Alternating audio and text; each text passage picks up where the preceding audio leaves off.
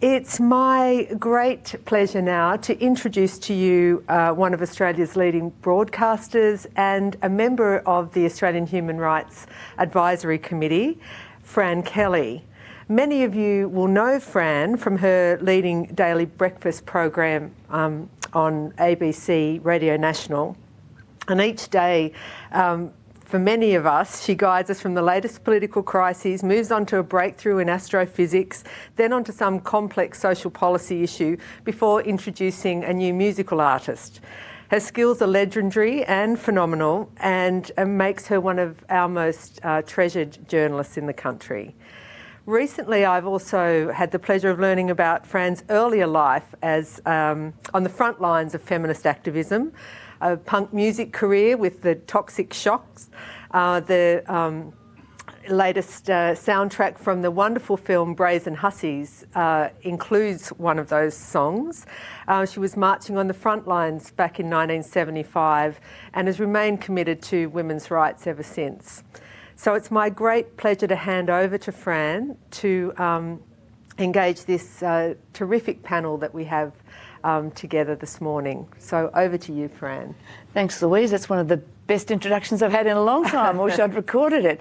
I was indeed on the front lines of those huge women's protests that kicked off really in the 70s and went through to the 80s, and then so it's important for me to be here too to talk about these Women World Conferences, which were major events for feminists right around the world. And it's a long time between drinks, let's put it that way.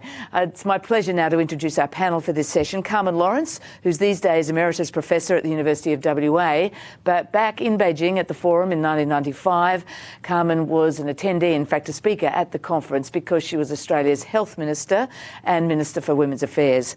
Also, Dianne Otto is Professorial Fellow, Professional Fellow at Melbourne Law School, where she's over her career focused on international law and human rights. Di was also at the Beijing conference, mostly at the Government Forum in Beijing, but she also spent a bit of time at the NGO, the accompanying NGO Forum, which was a really exciting element of the Beijing conference. And Julie-Ann Guivarra is an Australian diplomat. Julie-Ann was, in fact, Australia's first Indigenous woman to represent our country as an ambassador, serving as ambassador to Spain from 2018 to 2020. And in March this year, Julie-Ann was appointed as Australia's ambassador for gender equality. So do we have a more important ambassadorial position, really? So if there was another Women's Beijing Conference today, Julie-Ann would certainly be there representing Australia. But there's not, and that's probably a question for the panel, in fact, a little later, why we didn't have another major global conference in the intervening 25 years. Welcome, everybody. Thank you very much for joining us on this panel. Thanks, Fran. Before we get to the question of why we haven't had one since, can I ask you, Carmen and Di, first, I'll just stay with you for a little while before I come to you, Julie-Ann, to take us back to Beijing in 1995 and give us your reflections, your memories, your recollections of the Beijing conference, how it felt to be there at the time, your memories of the debate and the impact of it. Carmen? Look, it was a very exciting time. A large number of delegates from all around the world assembled in Beijing, which had really not hosted a conference of this kind before. So that brought with it its own problems. They were sensitive to the role of NGOs, which meant that the NGOs was eventually placed a great distance, I think some 50 kilometres away from the official delegations, which made the discussions extremely difficult. So part of it was about the tension between the aims of a UN conference on the status of women and the place we were holding it, where there were really some concerns about human rights, but also just about, I suppose, their willingness to host an organisation of that kind. So that was the first, impression. And in addition to that, I think there was great enthusiasm for getting things done. Australia had pushed hard to make it a conference of commitment, so it wasn't just another set of, lofty principles that weren't translated into action. And our delegation was very active, and the NGOs as well, in trying to ensure that tangible results came out of this. And so there was a lot of discussion between the NGOs and the government delegations, particularly in Australia, but I think in all the delegations, to try and ensure that, if you like, civil society was properly represented in the final results. The other thing, of course, for me was that in visiting the site where the NGOs were located, a muddy field some 50 kilometres away, very difficult, particularly for people with any level of disability. I was there when the Chinese secret police tried to hustle away two Tibetan Australians, and John Lightowl, as the Australian ambassador, intervened to prevent that happening. It was really rather a scary moment. So it's always been tinged with that feeling for me that there was threat in the air as well. Yeah, I mean, it should be remembered, back in 1995, Beijing was a very different city too. I was there, I think, with John Howard in 96, and, you know, the traffic jams were bicycles. I mean, it was very different in Beijing to a Beijing now. So structurally getting that past that 50-kilometre zone, I think, would have taken a bit of work. It did, and some people were effectively stranded there. I mean, it was extremely difficult for them to get around. Di, you were in Beijing too. What's your key recollection? Well, I was incredibly excited to be there, like the 50,000 other women who'd made their way there. And I remember the opening ceremony as a particular moment of real joy. It was like the opening ceremony of the Olympic Games. Beijing, so the Chinese government put on an incredible display of gymnastics and other features. And we were packed together, that all the NGO delegates as well as the governmental delegates were in the one place. And it was the only time, I think, we were all in the same place. And there was an incredible feeling of elation. The other thing, though, I think that I remember, I loved the bicycles, I have to say. I loved seeing people riding bikes around Beijing. And certainly I felt the security was always present. In the hotels, we had to be supervised if we had visitors in our rooms and so on. But the conference itself, I suppose, so far we've been talking very positively about the outcomes, but many feminist goals were lost at that conference as well. It was a battleground. The draft of the Platform for Action was almost 40% of it was in brackets at the start of the conference, which meant that states had not agreed to 40% of the wording. And so many battles went on during the 2 weeks of the conference, which didn't result always in the kind of outcome that feminists had hoped for. I guess that's ever thus at these global conferences, and Carmen, I'll get your thoughts on this in a moment, because the 2 weeks, I'm presuming, was a forum for debate. But Di, what was it that you felt that didn't come out of it? I think you said many feminist issues were lost. What do you think didn't come out? Before I get to Carmen to say what was won, what were the key commitments, what got lost? Okay, well, one thing that was lost were the references to sexual orientation in the program for action. There was a trade-off in the end between, there were huge debates around reproductive rights, around sexual orientation and its inclusion as a prohibited ground of discrimination, as well as around cultural relativity, really. And much of this was really about this continuing problem that we have about how we address women's diversity in a framework of universality. But so in the end, a watered down but still problematic for many people statement of human rights being subject to cultural and religious and traditional beliefs was adopted in exchange for removing all the references to sexual orientation from the Platform for Action. So there were also, for example, in the section on armed conflict, there were much more robust wording about disarmament that was left out. So, for example, there was a clause that called for the prohibition of weapons of mass destruction, especially nuclear weapons, and that was deleted from the final draft. So although, you know, there are many important milestones recorded in the Platform for Action, there were also many feminist aspirations that were not met. Carmen, just from listening to Di there, it's clear the breadth of the aspirations that were being debated there at Beijing, which in itself, looking from this vantage point, is impressive. But do you share those concerns of Di, or Australia pushed for it to be a conference of commitments? Do you feel like we got the key commitments, made key commitments, and that they've stayed, relevant, important and dynamic?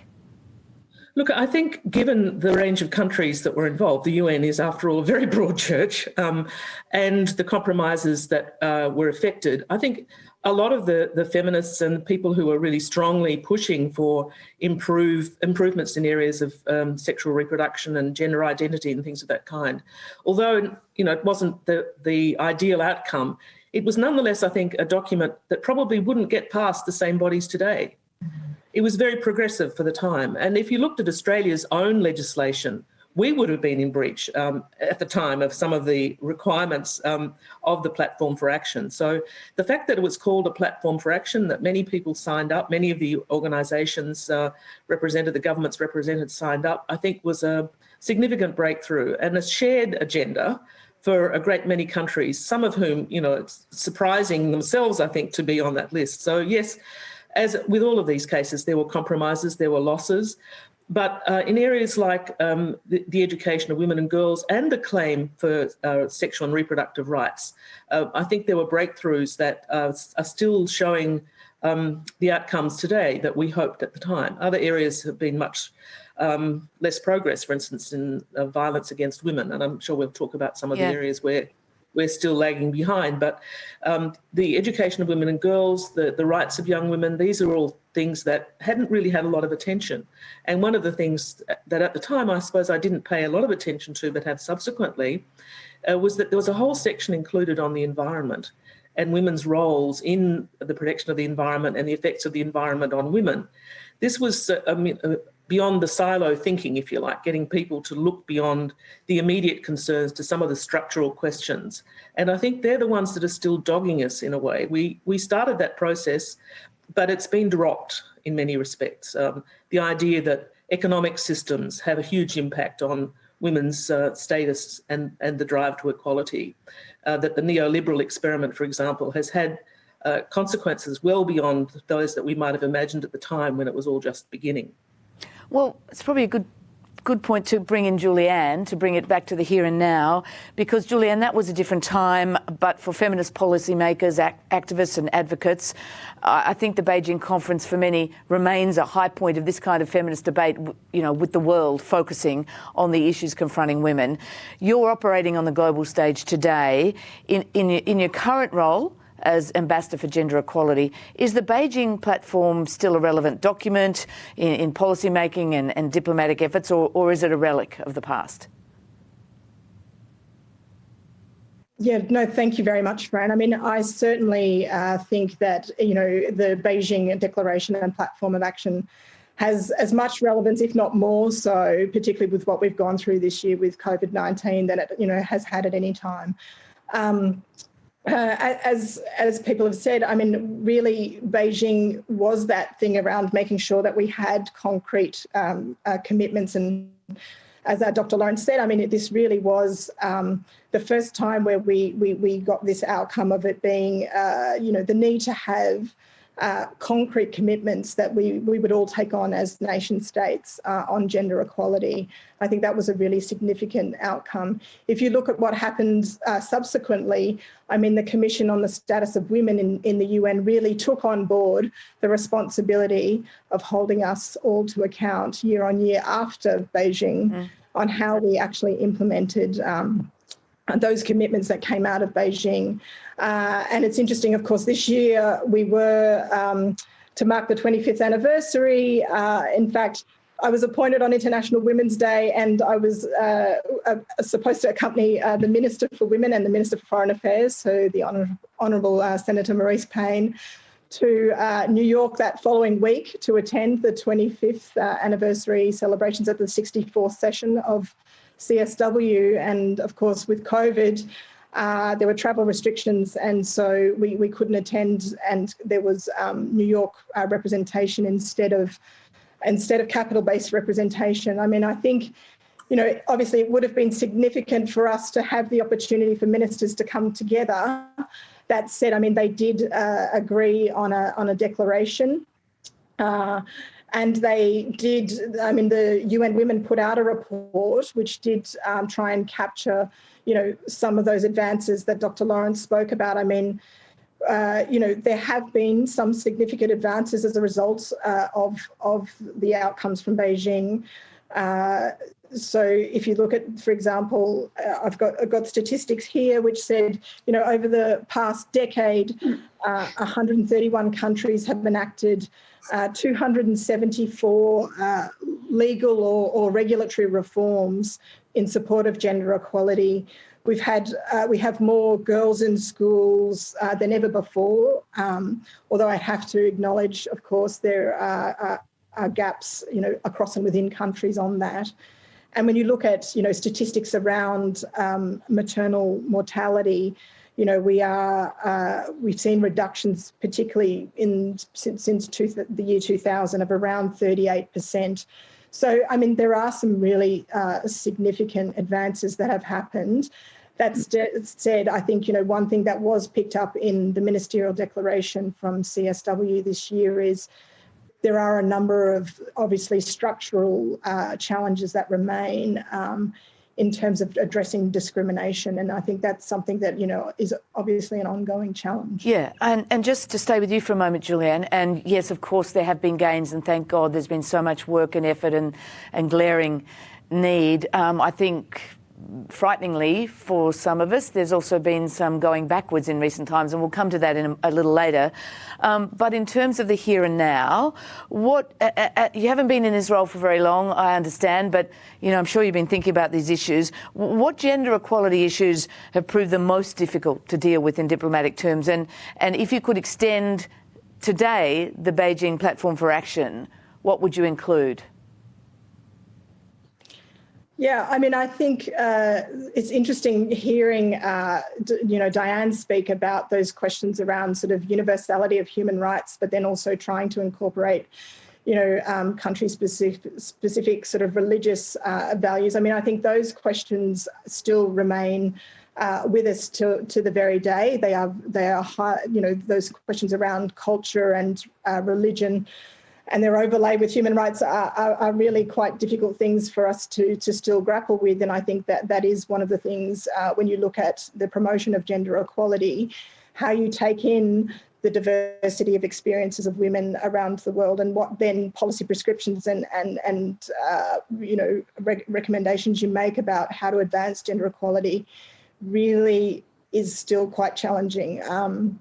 The question around sexual reproductive health and rights, I'd have to say, remains quite a significant challenge. I mean, we, Australia, you know, have continued on our journey as much as, you know, we were at the forefront of Beijing being a conference of commitments. I think if you look at our track record over the, you know, subsequent decades, you know, we made gender equality a feature of our time on the Security Council back in, you know, 2013.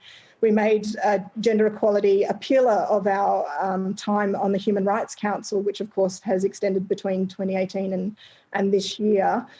And in all of those forums, I think, you know, we have struggled and been challenged in those questions around, you know, continuing to advance women's rights on sexual and reproductive health. And so there are, you know, that question around would we today have the same types of outcomes that we saw back in Beijing in 1995? I'm really, you know, quite challenged by that. I'm not sure. Yeah, and that's very sobering to say you're not sure. Carmen's saying probably wouldn't happen. I think that's really sobering. Is that the answer to the question of why we haven't had another Women's World Conference in the intervening 25 years, do you think? Let me ask each of you. Di, what do you think? Well, yes, I think it is the answer. And because we're scared of what we might get out of it, we might travel backwards within that forum? Well, one of the other things that happened at Beijing was a consolidation of a very conservative alliance between the Vatican and Catholic states Islamic states or conservative Islamic states, and also right-wing Christian fundamentalists from North America. And that coalition has continued on since Beijing and gotten stronger and stronger. And I think that one of the problems with holding another International Women's Conference today would be the real threat of undermining what did make its way into the Beijing Platform for Action because of the strengthened and now very well coordinated right-wing or anti-feminist. In fact, in Europe and Latin America, there are huge sort of anti-gender ideology movements which are threatening women's rights in and their positions, their status by promoting, I think someone mentioned earlier, traditional values in the Universal Declaration of Human Rights, and traditional values do not include equality. Yep. Promoting traditional families and so on. I'm interested to hear you say, Di, just to pick up something you said, that this coalition of conservative forces are gathered at the conference in Beijing, because what you see now, it's been pointed out to me, is that this very conservative coalition you're talking about is actually borrowing the tactics, even the tactics and the strategies and the headline names that were used by the feminists at these conventions. So we've got this declaration of conservative forces that tries to mirror almost the action plan from Beijing in a sense, but as you say, it refers to things like traditional values, and then you read through and that is basically sort of negative in terms of gender issues. So do you think that they looked and learned from these major women's conferences and the way feminists were organising globally? Yes, I do. And I think they've added brought their own organisational skills as well. But yes, they've colonised, if you like, feminist language or feminist concepts by trying to kind of reinterpret them to support traditional values, i.e.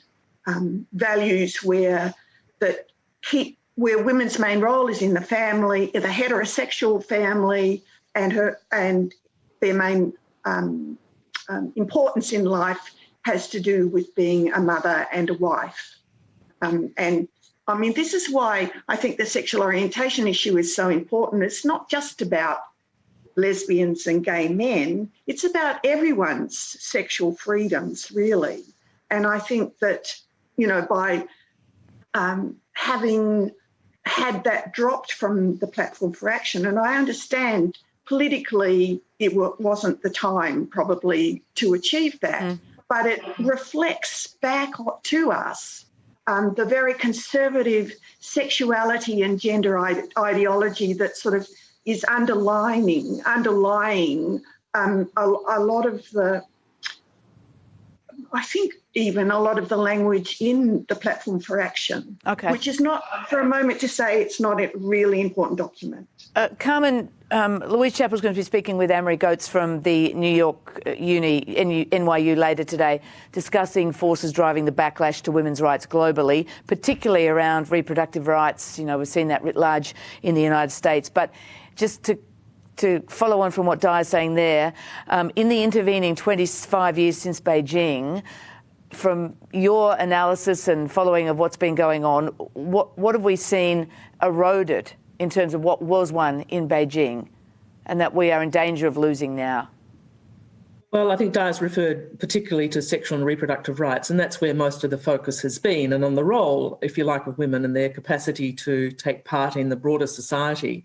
So those things are all at risk. The broader question, I think, is one that is obviously part of, I mentioned the neoliberal experiment deliberately, because what we saw exposed in COVID were the fault lines that exist not just in our community but in many others, that women are still working in very insecure employment, the so-called gig economy, the structure of our economic lives, which is something that, in a sense, we touched on in the Beijing Platform. It's one of the areas for consideration, but we haven't really followed through. So women are on lower wages, less secure employment, no matter which part of the world you're in, really, whether it's in a country where women are still doing agricultural work or whether they're working in the hospitality sector in a country like Australia. So we've seen, I think, a steady erosion of, in a sense, what was the bare baseline for women's employment and promotion and preferment and economic security because of an economic model that's been embraced by largely right-wing forces in the global economy. And it's really where we've got to start pushing back, I think.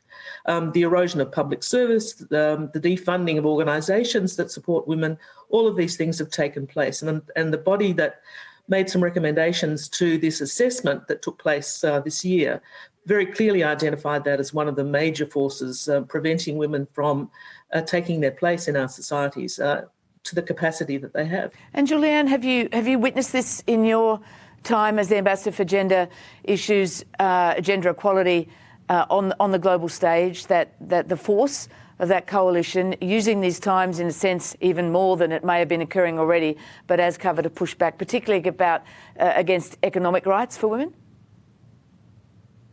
Certainly, the points made around sexual reproductive health and rights. I think we are seeing a significant pushback on those issues, and that's sort of internationally well known. I mean, on the areas, I think that the Australian government has really identified where we invest a lot of time and effort and resource are around sort of three things which are key in terms of trying to avoid that erosion of the gains made. And if you look at, so of course the government launched a gender equality and women's empowerment strategy for our international advocacy back in 2016. And it focused on three key areas, and the first being, of course, the elimination of violence against women and girls, which continues, I think, as Dr. Lawrence mentioned, to be sort of a really significant and profound impact, not only on women's lives, but also, what then happens in terms of their ability to participate in the economy, provide income and support to their families. So that's the first area where, Australia really has been, quite a leader in our region in particular on the elimination of gender-based violence. The second, of course, is this direct question around women's economic empowerment. And again, through our overseas development program, we do a lot of work in Southeast Asia through investments like Investing in Women, where, we are working to try and ensure that, women who are working for themselves and, small and medium enterprise, I mean, that really is the backbone of, the economy in countries in Southeast Asia, that we are supporting those women, particularly now during this COVID period where, you've seen, liquidity dry up and they don't have access to financing. So we're trying to support them, with those sorts of issues. And then the third piece where we really have, invested a lot of effort and thought is around women's leadership and giving them voice and agency. And I think, in that space, when you look at the overall international statistics about, we're still at a case where 1 in 4 seats in any parliaments, around the world are still, it's only 1 in 4 seats that are occupied by a woman. That's, that remains a big concern, obviously, because if you don't have that sort of high level of representation, then, it's hard to kind of make that sort of, influence reform that you really need sort of across, that mainstreaming agenda, I suppose, on gender equality. And it's great. It's great to have a foreign aid lens on women in other countries, as, Julie Bishop introduced, as you said, with that gender equality and empowerment strategy. But what about the lens here at home? Let me get a view from all of you on this. I mean, the recent federal budget in October, there was a sense that with all that pandemic spending, billions and billions of dollars of money, women were forgotten or at best an afterthought. There was very little for childcare, despite the focus on employment, job subsidies and infrastructure spending, huge amounts of money really spent largely in male-dominated sectors like construction, there was a very, very slender women's economic budget statement with not many dollars attached, despite the stubborn gender pay gap, the failure to make inroads into girls into science and technology, all the fields of the future if we're talking about jobs and employment. Is it good enough, as some of the ministers, female ministers and male, were saying at the time in the face of that criticism that women are people too, women use the roads, women live in the houses that we're building, that kind of thing. Carmen Lawrence, is that good enough? No, it's not. And I must say I was really surprised that there wasn't more of a focus on those areas of employment where women are numerous and where we know the gender pay gap is already large, where there's insecure employment. In the aged care sector, for example, which has been highlighted so dramatically during the COVID epidemic, we see women having to work multiple sites, being then a source of transmission and in a sense being blamed for that as well. Very insecure employment with consequences for everybody. So that, for me, there was an opportunity there to say, look, this is an opportunity. This is a time to fix some of those inequalities, to ensure that we have more secure employment, to increase the wages for people who are working in those facilities.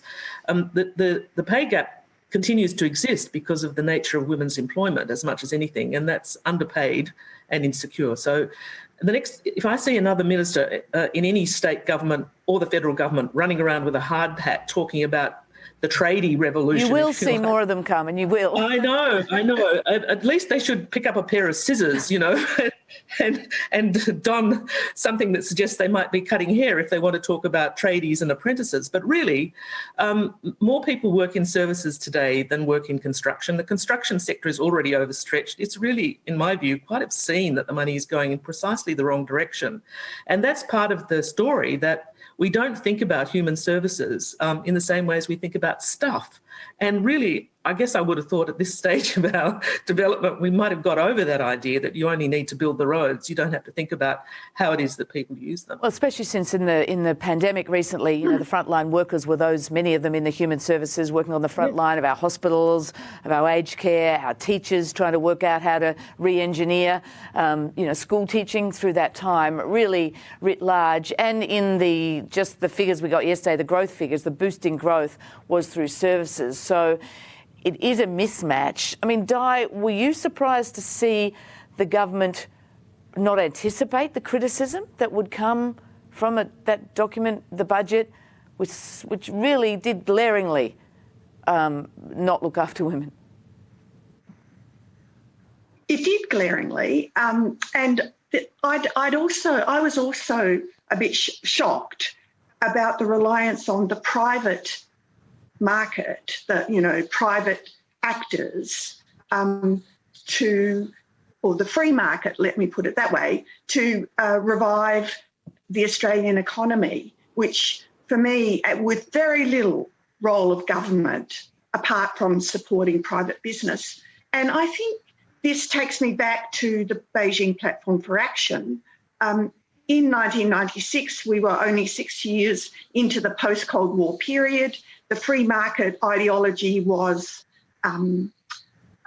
beyond criticism, really, and very much the section on the economy and women is very much about finding ways in which women could be included in the free marketplace. At the same time, the preamble in that section acknowledges that the globalisation of capital had disastrous consequences for women, but in the end, the recommendation was really the free market really would help women to gain economic equality. And I think that's another disappointment, I suppose, or another caution about the Platform for Action. I think governments have a much larger role to play in ensuring that women are actually securely included in work or have access to work and equal pay. And it is shocking. It is completely shocking that even in Australia today, there's still a huge gender pay gap. And clearly the private market, the forces of the private market are not going to remedy this for us. Can I just point out that I agree with that idea that, the government services are an important part of women's employment. And part of the reason for the gender pay gap is that governments have refused to provide funds for childcare workers and healthcare workers. When these are the people, it's government that's not spending money in those places. And it's our unwillingness as a nation, I suppose, to support those services adequately through our taxes and other forms of revenue. And countries that have provided better wages through the public service are typically ones that have, higher rates of taxation, and it often seems obscene to talk about that, but we pay a price, and that's one of them. And those countries that have done better in terms of reducing women's equality have supported childcare and aged care, not just because those services are important for everybody, but also because they provide a decent living for the many women who work in them still. Yeah, and we're only going to see that. We're seeing that be made worse at the moment post-COVID, because state governments are putting a freeze on public sector wages, for instance. So the many women there will, as you say, that'll have a double whammy on their wages.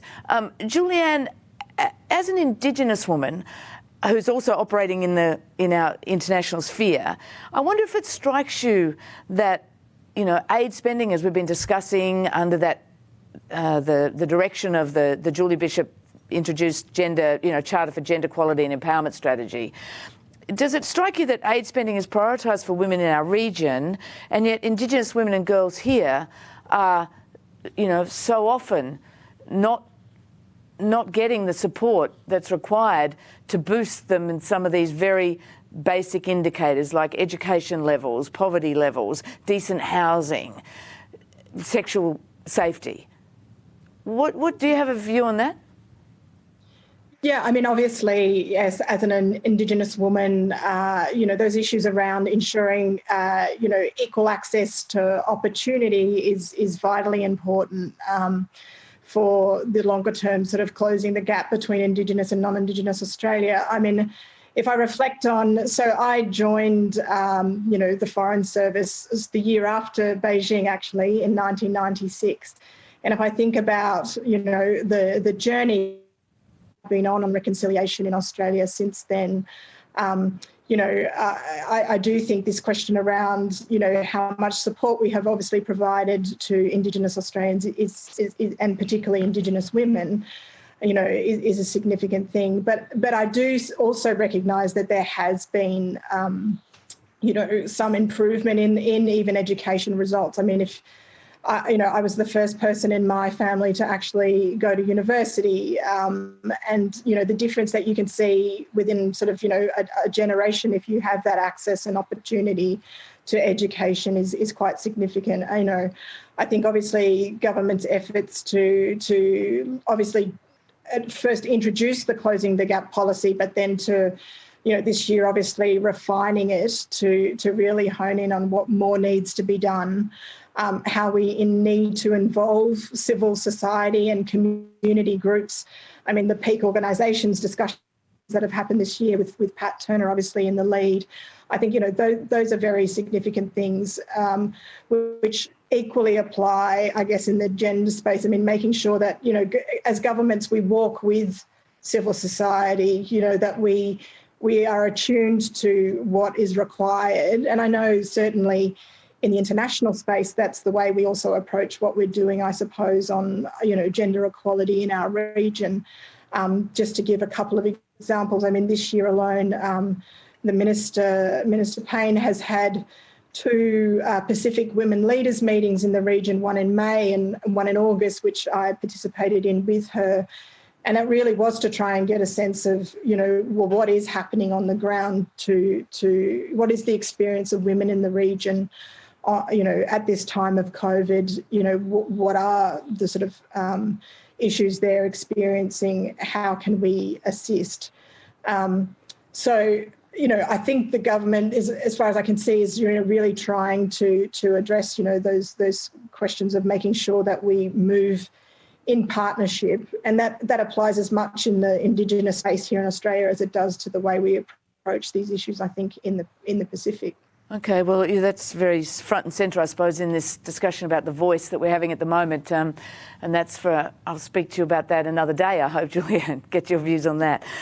Let's talk about violence against women. Carmen Lawrence, when you stood at the Beijing conference and delivered Australia's position and talked about the gains we'd made, and also I think you laid out, I think it was 6 challenges. One of the challenges left for Australia was violence against women and girls. I haven't got the statistics, but on the face of, just following the debate in recent years, it doesn't seem like there's marked improvement despite the many, many hundreds of millions of dollars governments now have spent over those years in trying to improve the situation for women and girls. I mean, the statistic, I think, is still close to one woman being killed every week in this country by a domestic partner or former domestic partner. We've got, no let up in the violence against women and girls used in conflict as a weapon of conflict. Women are being beaten up in their homes. Global trafficking networks are multi-billion-dollar businesses.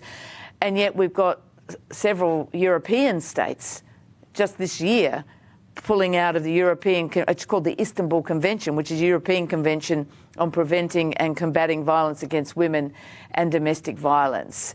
Again, can I ask each of you, why aren't we making women's lives safer? Why aren't we making the world safer, women and girls? What's not happening? And is it possible, conceivable, that we're going backwards in some places on this front? In some places, I think it's true, Fran, that we are going backwards. And certainly in Australia, it's pretty obvious that we haven't made enough progress and indeed perhaps haven't made very much at all. It was one of the areas identified when we did what was called a purple postcard campaign. We sent out questions to women all over Australia before we went to Beijing, asking, what their priorities were, what they saw as most significant. And violence against women came up as the number one issue that they wanted to see addressed. And I think in Australia, part of the problem has been a real reluctance to try and unpick the underpinnings of violence against women, that we've tended to adopt projects here and there, and I was as guilty as anyone else of doing this, projects that try to support women almost after the fact, when the risk is already high. And in a society where attitudes toward women remain somewhat unreconstructed, in other words, that carrying around in their heads, people have the idea that women are somehow lesser, they're less able, they're less strong, they're less competent. Sometimes we're unaware of those ideas, but ultimately the idea of power and control, which has always, of course, been part of the feminist analysis, is that that's what you have to break down. And how you do that, of course, is extremely difficult. But one of the things that is important, I think, is having women in positions where they can make those decisions about policy, about economic structures. And we know that in communities where there are more women parliamentarians, for example, proportionally speaking, you get better outcomes in policies and indeed in outcomes, things like domestic intimate partner violence or violence generally.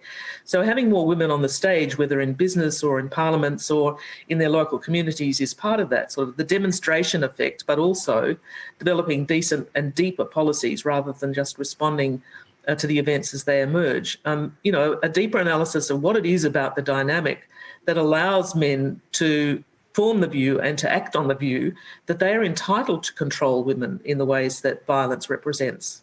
But that's what surprises me, I suppose, Di. I mean, it is true that in the 25 years since Beijing and I'm doing the sums on the run, how many years is it since 1975? Women's representation has improved. It's not there yet in a lot of fields, but it has improved. More women in Parliament than ever before. Certainly in the Labor Party, federally, we're getting close to 50%. More women in boardrooms, more women principals of schools, more Indigenous women leaders, as Julie-Ann was pointing out to us.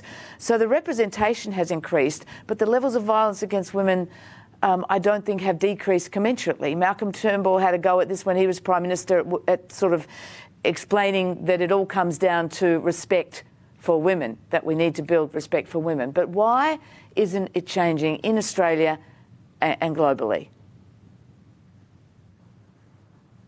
Because I think, my answer, first of all, to this idea that more women in the public sphere will increase respect for women, I think unless women's participation in the public sphere actually changes the public sphere, that we're still left, it's really women participating in a masculine structure, a structure that has been created from a patriarchal history.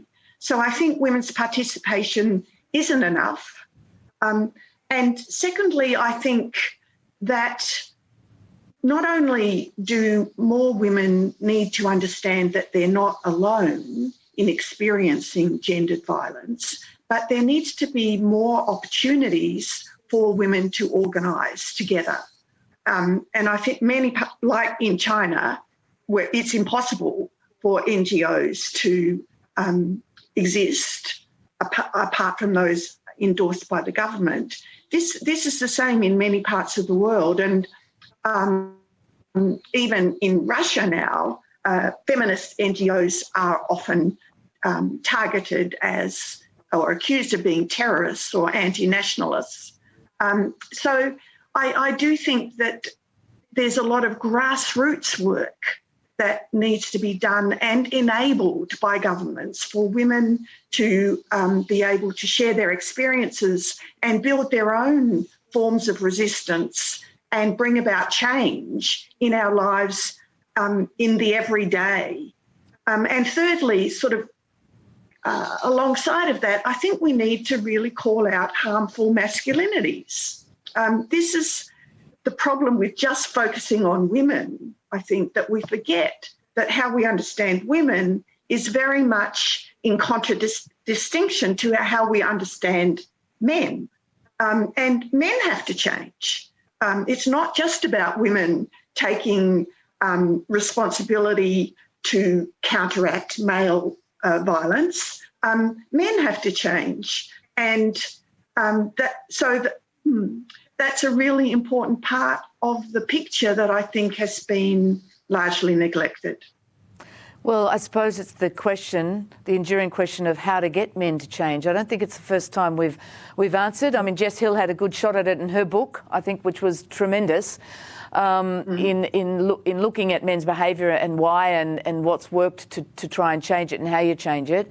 But it doesn't change, and it's not changing sort of quickly enough. And from my perspective, it looks like we're going backwards in some places, that violence against women is being weaponised even more. And I go to global trafficking.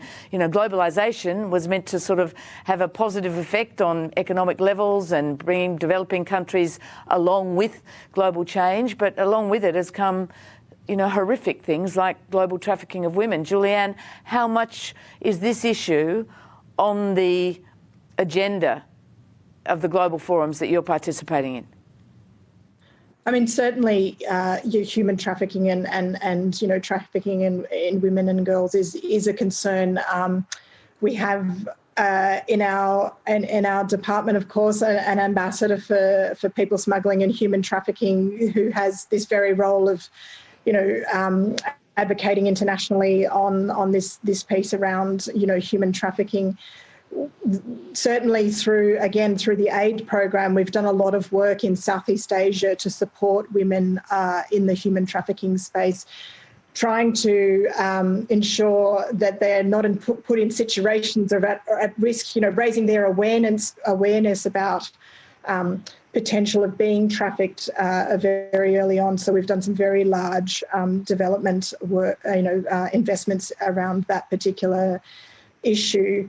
But I think it's also about, you know, trying to provide women with other options and employment opportunities that don't put them at risk as well. And, you know, I guess some of the issues that sort of Dianne and Dr. Lawrence raised about, you know, making sure that we are, you know, that we were basically providing women with choices so that they are not put in a situation where they become vulnerable to violence. And these things require, you know, fundamental sort of structural changes in societies, which don't happen very quickly, unfortunately. I mean, changing social and cultural norms is a huge thing. And when I look even at the Australian experience, yes, we've provided a lot of support and advice over years on the provision of essential services to women who've been victims of violence. But I think, it's only been in recent years where we've really done a lot more work and effort on prevention of violence. And when I think about, the work done by organisations in this country, such as Our Watch, which is headed by Natasha Stott-Despoja, I mean, that piece around preventing women being put in these situations early is really, quite important. So I think that applies as much in the sort of trafficking space as it does in the broader question around putting, women in harm's way, that we really should do, and we are, starting to really look at that prevention piece much more seriously. But bottom line, Carmen and Di, just briefly if you can, I mean, as long as we're talking about trying to keep women out of harm's way, in other words, as long as we're acknowledging that women are vulnerable, that women know they're vulnerable to violence and sexual violence, and as long as we're still talking about women not having control of their reproductive rights, we're not really going to make any ground on all the other indicators, are we? And I think we're saying that we really haven't made much ground on these. Carmen? I'm a little more optimistic, actually. I'm glad about that, because that was a very negative assessment I just gave. A little more optimistic than that. I mean, I think we'd be stupid not to confront that very deep structural problem that leads to violence against women, because it also leads in other directions, like women not being able to participate in various parts of decision-making, of having lower wages and so on. It all stems from a similar base. But I think, on the other hand, we have seen significant improvements in areas that we've touched on today. But one of the things that, and Julie-Ann mentioned this, is it's very difficult to change social norms. And some countries have done better at it than we have, perhaps because they started from a different place, and women have been able to take their places and free of violence to a greater extent than is true here. And there's always a reluctance, I think, to look elsewhere for good examples, but we should do that more often. But we should also look at our own institutions and see, and Dianne mentioned this, the extent to which we actually address the question of maleness and attitudes of men. And I'm conscious of the fact that some of our institutions, for instance, in childcare and schools and so on, really don't accommodate the man as a father. They really expect women to be the ones providing principal care. They don't support young men, for instance, who are trying to break some of those gender stereotypes.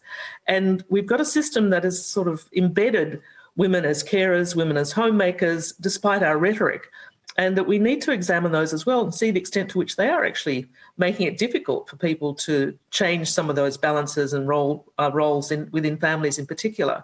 Not to mention gender stereotyping, that we're still operating with a form of thinking about what men and women should and can do that is eons old, and we haven't really restructured our society to the extent that we like to think. Yeah, and I think room for manoeuvre there. That's another of those fault lines exposed by COVID when everyone was locked down at home.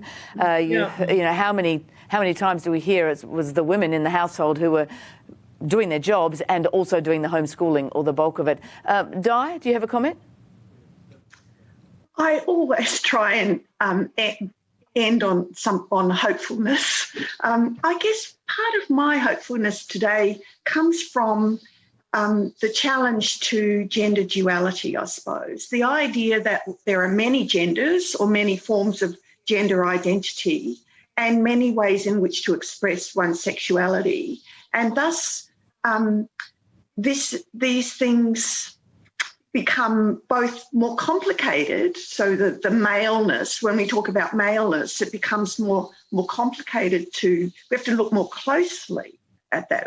It challenges us to understand the operation of gender hierarchies in a more complicated way than just male and female. And I think that will open some new insights into how dominating forms of masculinity do seem to be so tenacious, and how we might tackle these issues of gender inequality that women have been concerned about for millennia, really. Yeah, it's an interesting point for now because the young generation are moving very quickly in our society here in Australia anyway, but it's also, I think, unleashing that response you were talking about earlier from conservative forces who are fighting back, pushing back against this. Julie-Ann, and just a quick word from all of you on this, a final one. The way forward, where can change happen? Is the use of UN? Is it other forum? Is it, where and how? Julie-Ann? Yeah, thanks. I mean, I certainly think that, obviously we've been talking a lot about the sort of concern about backsliding, which I think, has been a very real concern. But, COVID has had both sort of, from my perspective, negatives and positives. I mean, the one good thing that has happened during COVID is, this questioning and also attention on gender equality issues has been heightened, I think. And that does provide us with an opportunity to sort of take a good look at how we kind of move forward and potentially, kind of build back better. I mean, I've had, only being in the role, a short time, I've had the privilege of speaking to young women, including in the Pacific, and really hearing about, issues that concern them. And, that sort of intergenerational conversation about, well, what do young women need, going into the future, and things around like the changes that have happened during COVID and how they engage with each other and, in the digital environment. How do they encourage, education online? How are they encouraged to think about, advocacy, in their local communities through online mechanisms? And I mean, I've been just so encouraged to hear that they really have views and are leading the way and making recommendations to, their governments on what they need as well. And I think, our job really is to support them in doing that. So, I'm really more optimistic about, using this time as an opportunity to really focus on, how we can support the next generation, really. Okay, we're almost at the end of the session. Can I get a quick final comment from Carmen and Di? Carmen? You mentioned using the UN as a vehicle for dealing with some of these problems, because we're really talking about a global problem here. We have our own domestic problems that we should obviously address by whatever means possible. The UN, unfortunately, has been discredited on occasions with some justification, but mostly because it suits the interests of people who are trying to prevent the promotion of the agendas that the UN has stood for, the humanist agenda, the protection of human rights, the push for equality. So I think one of the best things Australia can do, and unfortunately some of our leaders have not done this in the past, is to kind of back the United Nations as the best that we've got, the best vehicle we have for collecting the data, for developing the programs, for the outreach, for a conversation that goes beyond our borders and not just left to trade, to connect us together, that we connect as human beings and we solve some of these problems, as I say, by taking the best and emulating it and working with what we know in the international community rather than trying to reinvent the wheel in every place. Thanks, Carmen. And my last word would be also really on the importance of the international and particularly for activists. So we have the Beijing Platform for Action, for example, has knitted together activist groups from around the world. And we continue to need that because the international is a reflection of what can happen at the local level or what is happening at the local level and vice versa. The international gives us a common language to speak about, our hopes for change. And I think... If I could just add... Yes, Julie-Ann. Sorry, Fran, if I could just add, on this, the international obviously is important. The fact that we do... retain my role as Ambassador for Gender Equality is because, the government wants to promote gender equality and have a voice on these issues internationally. I think the fact this year that we ran a candidate for the Committee on the Elimination of All Forms of Discrimination Against Women, and we were successful with our candidate, Natasha Stott-Despoja.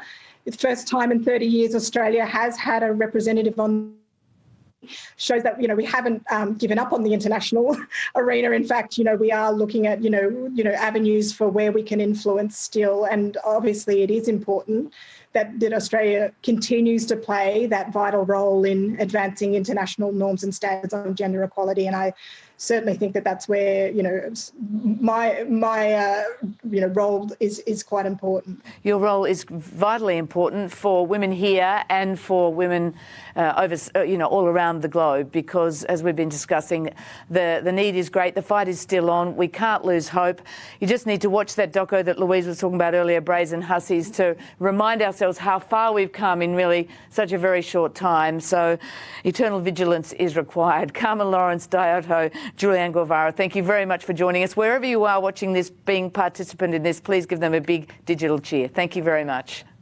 Thanks, Fran. And I hand you back now to Louise Chappell. Thanks, Fran. Thank you, Fran, and thank you to that absolutely wonderful panel and discussion. It was so rich, taking us back, taking us to the current agenda and taking us to the future. I can't resist, this is my way of making a few call-outs after that wonderful, rich discussion. Firstly, to congratulate Natasha Stott-Despoja. Julie-Ann mentioned her appointment there to CEDAW, and that was a wonderful campaign that Natasha managed to do all virtually, it should be added, and got those essential votes to get us another representative onto the CEDAW committee, which is absolutely wonderful. And huge congratulations to you, Natasha, from all of us here today, following in the huge footsteps of Elizabeth Evatt. So that's wonderful.